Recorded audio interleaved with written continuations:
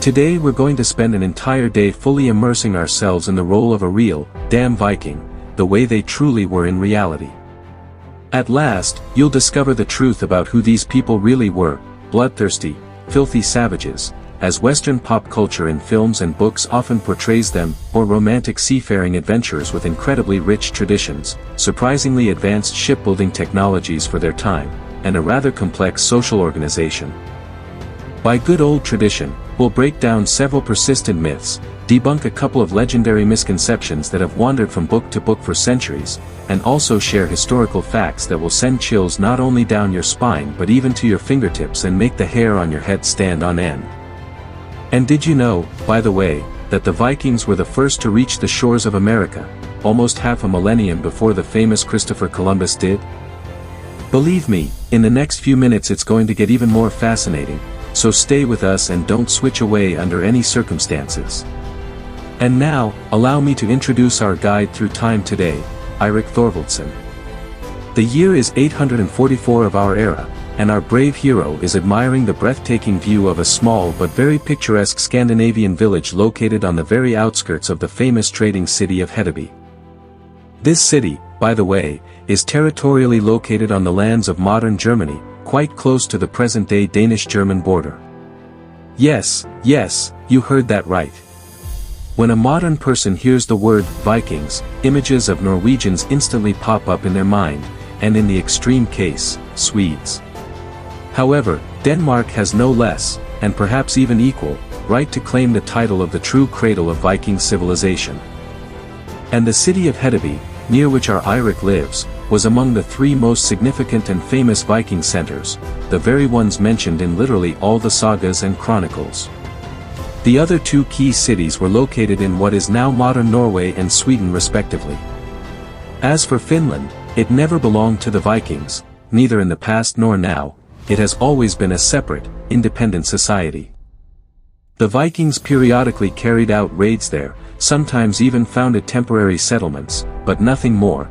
Full integration never happened.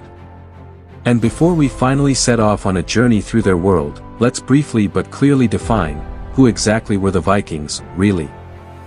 In the narrowest and most precise sense, the word Viking refers to a sea raider, a participant in raids who, from the 8th to the 11th century of our era, carried out daring expeditions across almost the entire known world. And this is not just a beautiful metaphor.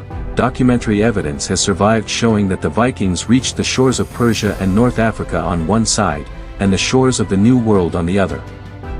In a broader sense, the Vikings were the entire people inhabiting the Scandinavian peninsula, with their own states, a complex social hierarchy, developed trade, and laws. At the same time, they never formed a single centralized empire like Rome. Moreover, some tribes of Baltic Slavs, who were also actively engaged in sea raids and expeditions, are sometimes counted among the Vikings.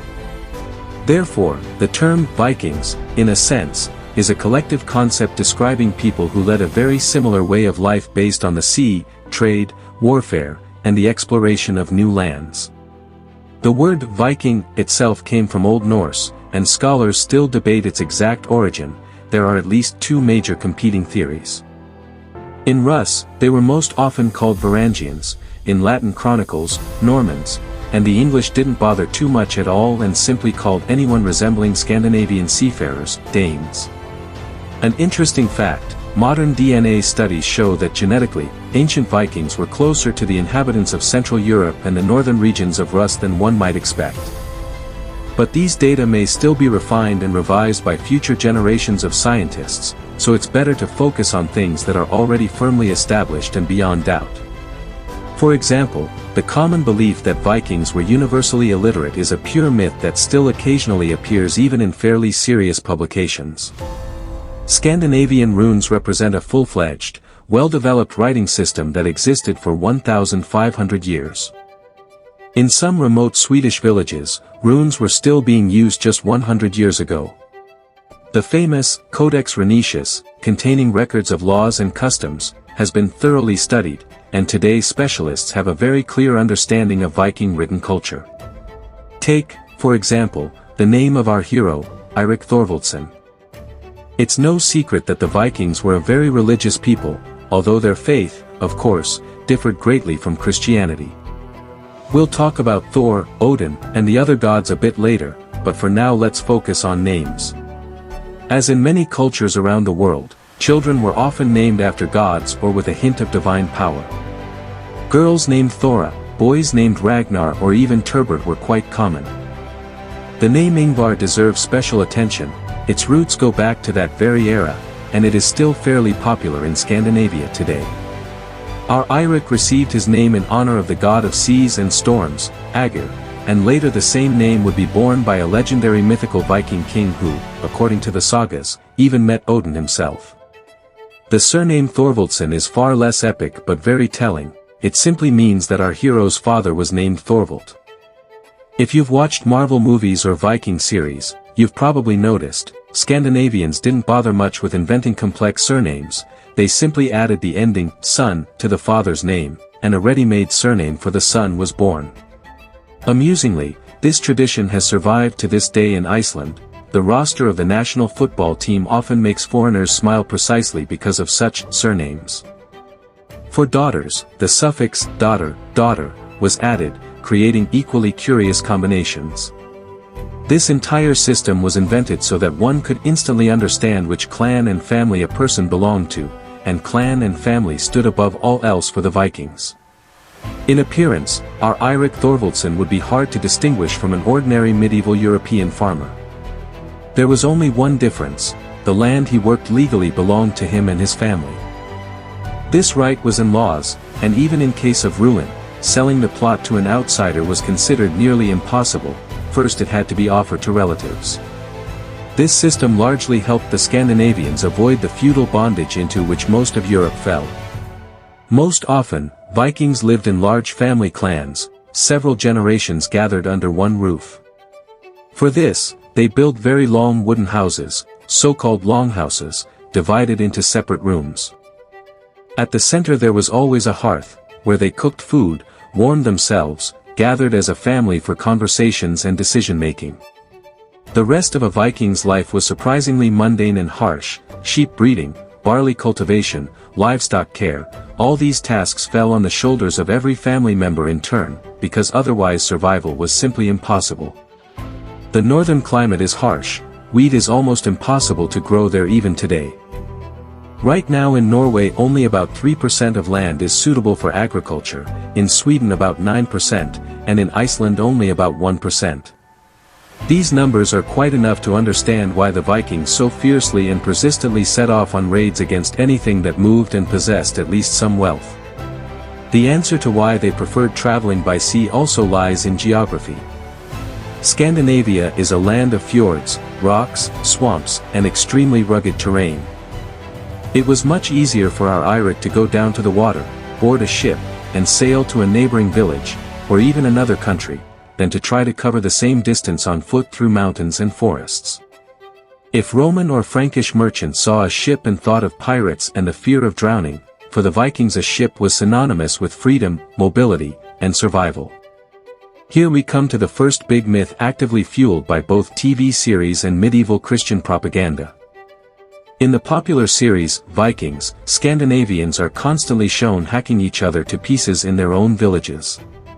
This is a blatant lie. In most Scandinavian communities there were fairly clear, though not always written, laws, for the unjustified killing of a fellow tribesman. At best one faced exile, and at worst a swift meeting with Odin or with the person you killed. However, the series did portray another important thing very accurately: the high status of women in Viking society. Scandinavians were among the first in human history to approach real gender equality, especially in marriage. Our Eirik Thorvaldsson has a fiancée named Kraka. She lives in a neighboring village, and the young people sincerely love each other. But unlike in most European countries of that time, here the bride chose the groom no less than he chose her. No matter how much money a young man had, no matter how powerful his family was, if he didn't have an impressive list of campaigns, feats, and proven bravery behind him, the wedding simply would not take place. Formally, Viking society remained patriarchal, and the final word usually belonged to the head of the girl's family. But in practice, no father or elder brother would give a daughter against her will. The price of a mistake was too high. For the Vikings, a wife was not just decoration and a bearer of heirs. She was a full estate manager who took responsibility for the household while her husband spent months, sometimes years, on distant campaigns. At the same time, she raised children to be true warriors and brave people. The legendary king Ragnar Lothbrok once said, "I chose for my sons a mother who passed on her fearlessness to them." And this was not just a beautiful phrase. Fragments of ancient laws have survived in which even an accidental touch of a free Scandinavian woman's hand was punishable by a serious fine of 5 marks of silver. When a marriage was concluded, an analogue of a modern prenuptial agreement was drawn up. The groom allocated a certain share of his property to the bride, the so-called woman's gift. There was also a friendship gift, a bride price that the groom paid to the bride's father. In return, the father provided his daughter with a dowry. Discussions of wedding terms resembled a real business deal. For Eirik, marriage turned into a real headache. The situation was aggravated by the fact that early marriages in Scandinavia were not considered a blessing. If in continental Europe they could marry off children of 10 years old, the Vikings preferred to form unions closer to 30 years of age. The reason is logical: a man who lived to that age and survived several campaigns had a much better chance of returning alive from the next raid than an 18-year-old youth. Delayed marriages were often practiced. The young were betrothed early, but the real wedding took place several years later, when the groom had already proven his worth. The series, Vikings, also accurately showed another detail: in the absence of her husband, a woman could easily lead a detachment, take up arms, and go on a campaign. Viking society really was one of the most egalitarian in the early Middle Ages. Now we move on to what most people are waiting for: conquests and campaigns. It is still the year 844, and Denmark is ruled by the famous Ragnar Lothbrok, yes, the very same one who became the main hero of the popular series. The series, of course, greatly embellished and dramatized his biography. In reality, Ragnar was not a simple village warrior but came from a noble family. He was the son of the previous ruler, Sigurd Ring. His official title was Konung, which by European standards roughly corresponds to king.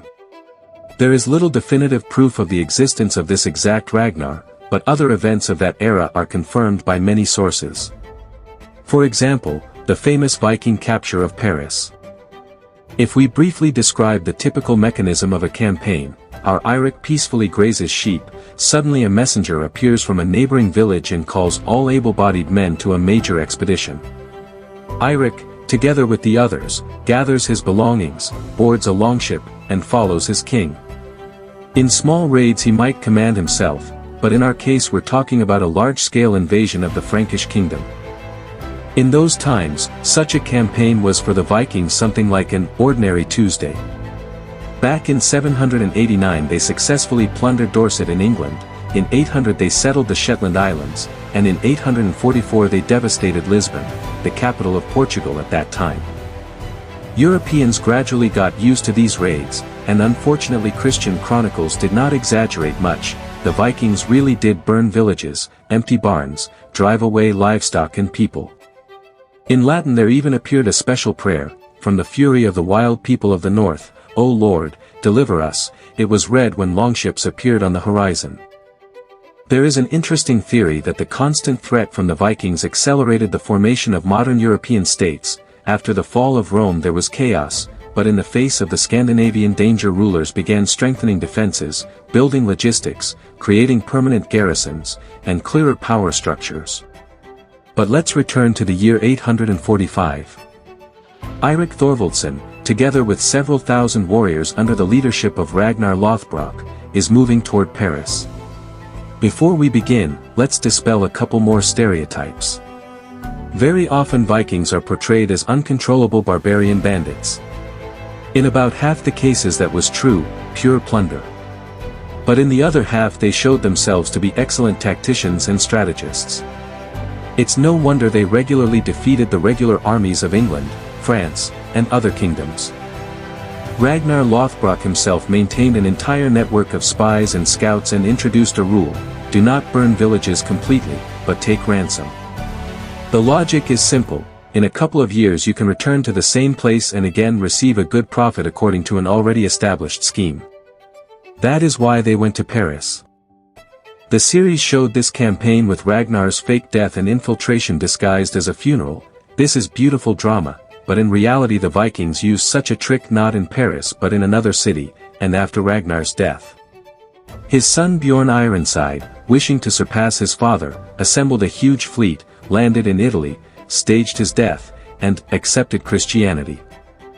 The funeral procession with the body of the leader was allowed into the city of Luna, and then the living Bjorn jumped out of the coffin, opened the gates, and the city fell. Amusingly, the Vikings confused things and captured not Rome but the small city of Luna. But Paris in 845 was taken the classic way. Ragnar's spies reported, in France a civil conflict was in full swing, with three factions fighting for power at once. The approaching Vikings were opposed by scattered, poorly coordinated Frankish detachments. With an elegant tactical maneuver, they were defeated. The Scandinavians did not even enter the city itself. The frightened King Charles the Bald preferred to pay Ragnar an enormous ransom. As a result, Eirik returned home on a ship packed to the brim with gold and silver, and along the way Ragnar's entire army collected ransoms from all French cities along the route. Sometimes the Vikings conducted real sieges, waiting until the besieged ran out of supplies and the defenders weakened from hunger and disease. They also loved attacking during major Christian holidays, when people were relaxed and in churches or at feasts. So the myth of Vikings as stupid bandits is just a myth. Otherwise they could not have conquered and controlled huge territories of Europe. Another persistent stereotype is the complete lack of hygiene. Christian propaganda portrayed them as unwashed savages who supposedly stank from a mile away. Because of this, even the series, Vikings, is criticized. Supposedly all the Scandinavians there look like modern top models. Of course, they were not perfect beauties, but they were quite fine with hygiene. Our Eirik owned a special comb just for his beard. Such combs are found in large numbers during excavations. An English chronicler of the 13th century even envied the Vikings. According to him, they easily seduced local women because they were clean, well-groomed, regularly combed their hair, and washed every Saturday. For medieval England and the continent this looked like a real miracle. True, the series has a small blooper. Ragnar Lothbrok there is shaved bald like a billiard ball. Real Vikings would have nicknamed such a man Ragnar the Bald and laughed at him. Hair was shaved to the scalp only for criminals or captive slaves. A real Viking had to show off a luxurious hairstyle. What awaits our Eirik next?